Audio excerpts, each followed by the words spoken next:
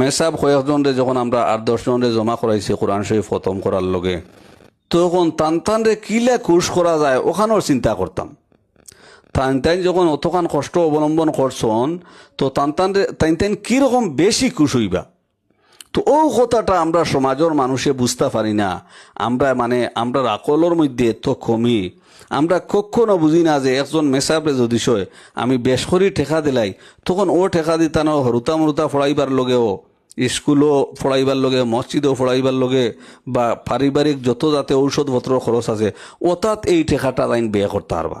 এখন মেসাব মানুষ তানোর মসজিদও যখন গাঁও থেকে মহল্লা থেকে যখন তানোর টিফিন আর আইব, এখন তানোরে যে খতমর লগে যে দাওয়াত আপনি গুরুত্ব সহকারে আপনি যে একটা দাওয়াত তৈয়ার করিয়া তানোরে খুব ভালো করে মাংস দি, মাছ দিয়া, ডিম দি খুব ভালোভাবে খাবাইলা, ই খাওয়ানির তানোর কোনো ফায়দা হইল নি।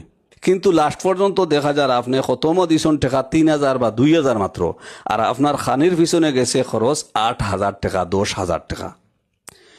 এই যে আমরা সম্পদরে কোন তরিকায় খরচ করলে কিরকম বেশি সোয়াব পাইমু, এটা আমরা এক জোড়াও বুঝিয়ান না। এটা মারাত্মক বেবুঝি, আমরা বুঝার দরকার।